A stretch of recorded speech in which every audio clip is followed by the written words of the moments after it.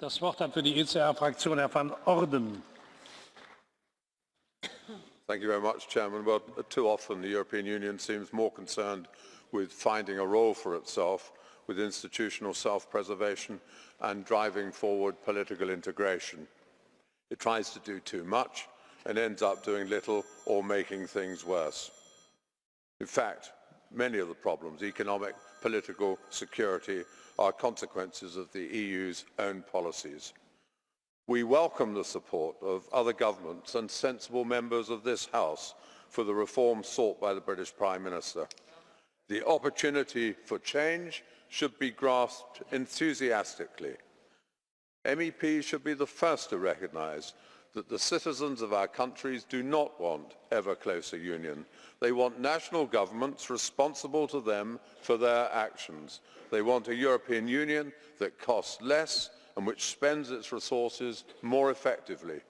They want an EU that cuts red tape and removes barriers to trade and competitiveness, and which moves rapidly to conclude free trade agreements with countries such as India and our transatlantic partners. They certainly don't want the whole nature of our countries changed by the massive, uncontrolled influx of people from other cultures. And clearly our countries should be able to adjust their benefit systems as necessary and given greater flexibility in the scope and duration of suspending EU rules for public policy or national security reasons. We should recognise how sensible David Cameron's policy towards refugees has been, dealing with the problem at source, helping those in the refugee camps and accepting limited numbers of the most vulnerable. Perhaps the Commission should be looking at ways to reduce the pull factors and reviewing the limitations imposed by international laws, such as the Refugee Convention and ECHR. And as Mr. Weber has said, most refugees don't come from Syria. Terrorism is a separate matter from migration, although not entirely unrelated. We welcome the PNR agreement. This is an important breakthrough, but we still need to go further. Much of the cooperation that people want is best done between our national police and security agencies. Thank you, Mr. President. Vielen Dank, Herr Van Orden. Für die liberale Fraktion hat das Wort Herr Vorsitzender Verhofstadt.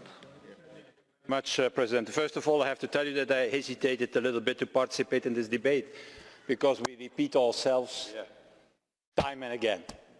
I think it's the fourth or the fifth time that we have exactly the same debate, and I agree with Mr. Guerrero, who used a very accurate comparison, the myth of Sisyphus. Every time we say, yeah, we need the European Border and Coast Guard.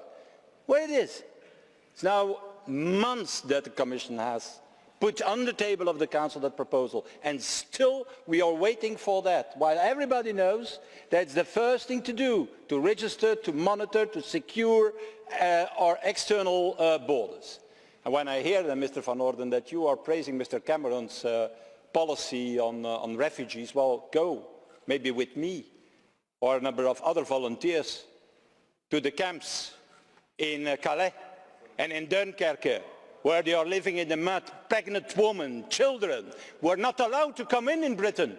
Nevertheless, their family are living in Britain, and they are not allowed to come in.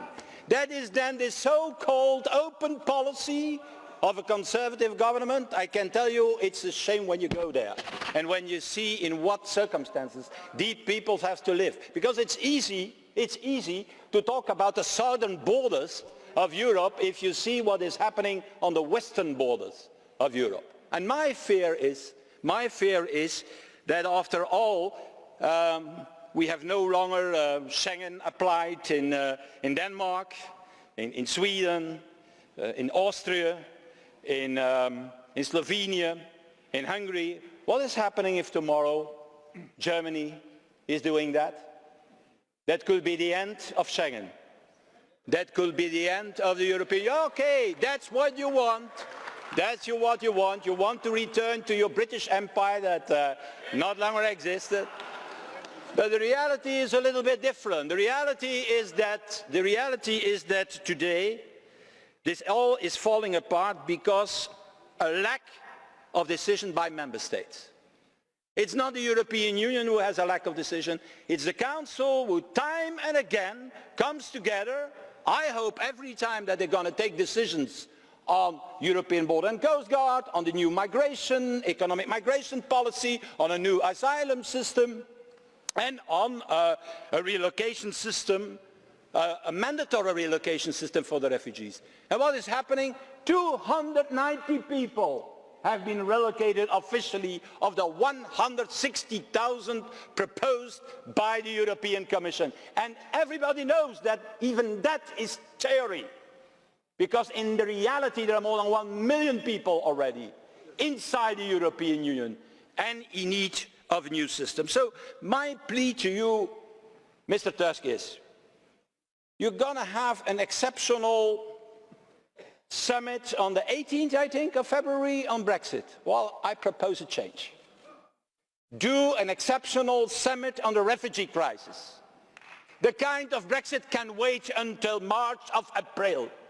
I think that the most urgent thing to tackle now is that finally to take decisions with the member states on every of the 4 points that is necessary. A relocation system, a migration system, a new asylum system, and at the same time, the first to do a European border and coast guard. And that seems to me far more important than now to start the whole discussion about the Brexit, because it could be that you find maybe a way out for the Brexit, that Britain remains in the European Union, but it could be that we find ourselves without a European Union if we continue like that.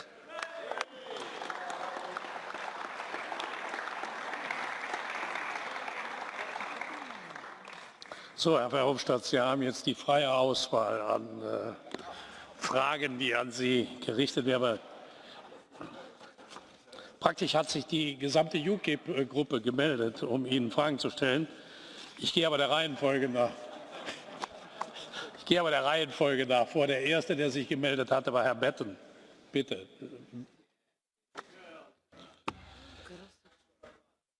Mr. Verhofstadt, you and I come from completely different points of view, but I always enjoy listening to you and I always respect what you say, because in what you say there is a very clear, honest and logical policy. It just happens to be totally different from what I believe in.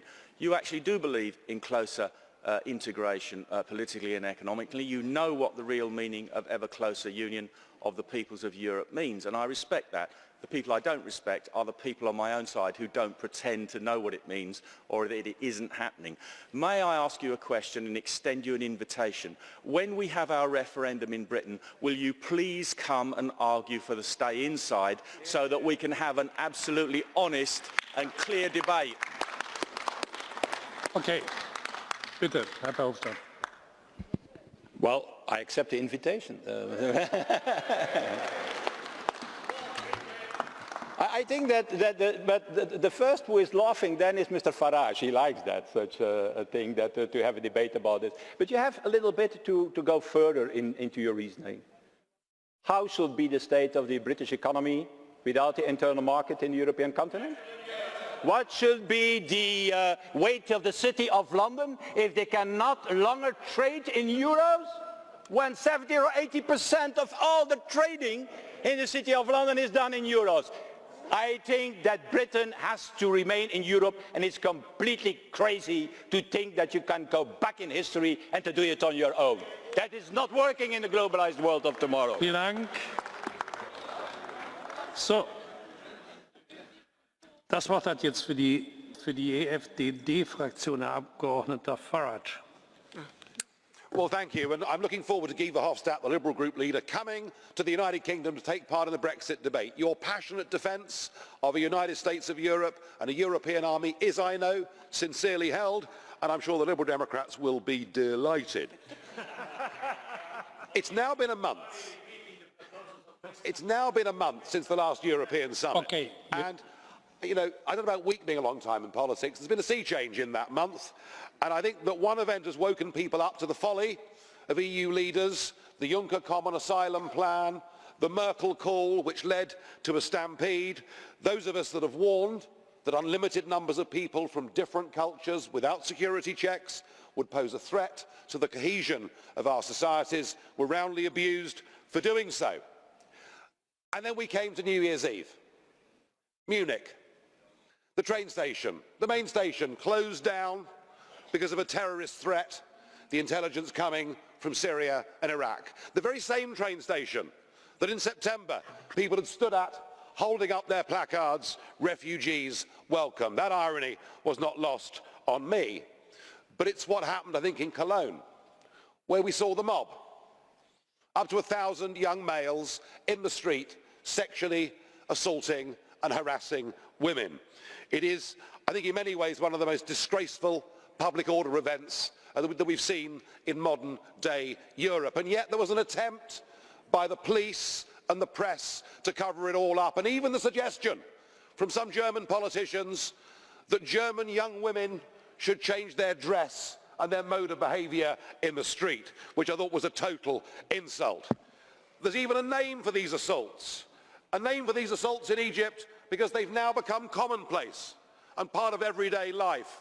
And we ought to have the courage to send out a message to say these assaults must never be acceptable in any European town or city, and we'll do our damnedest to make sure that it never happens again.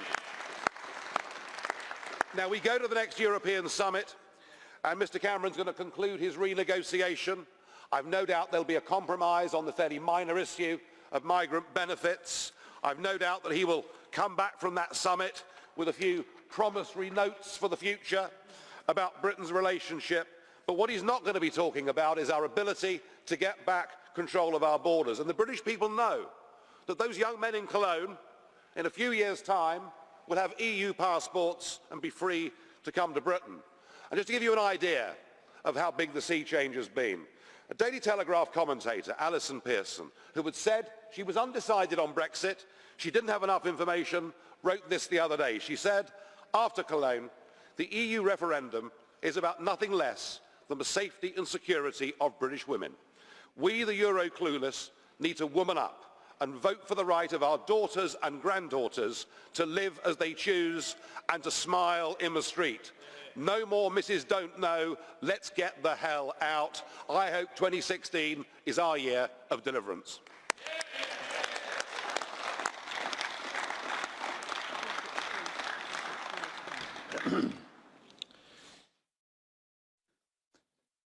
Ich muss zunächst um Folgendes bitten. Wir hatten, Frau Lunacek, eben eine Blue Card, also eine Frage, die an Sie gerichtet werden sollte, hier im Eifer des Gefechts übersehen. Da kommen wir gleich kurz darauf zurück. Aber zunächst Herr Farage zu Ihrer Wortmeldung. Wollte sich Herr Verhofstadt melden. Say that on sexual harassment, his party UKIP has a whole record, so he should maybe take another language in this. Okay.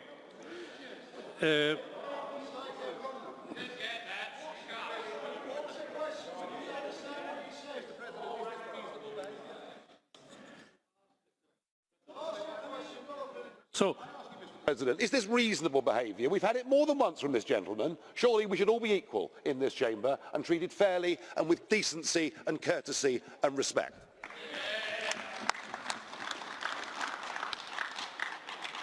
Sie hatten mir noch nicht die Gelegenheit gegeben, irgendwas zu sagen, Herr Farage, aber Sie haben ja in der Ihnen eigenen Effizienz sich schnell das Wort wieder genommen. Herr Verhofstadt wird ganz sicher den Grund seiner Äußerungen über sexuelle Belästigung in Verbindung mit Ihrer Partei substanziieren. Wenn er das nicht kann, werde ich ihn zur Ordnung rufen. Wenn er das kann, werden wir dem nachgehen. Wir haben das jedenfalls erstmal registriert. Frau von Storch, Sie hatten sich gemeldet, um der Frau Lunacek noch eine Frage zu stellen.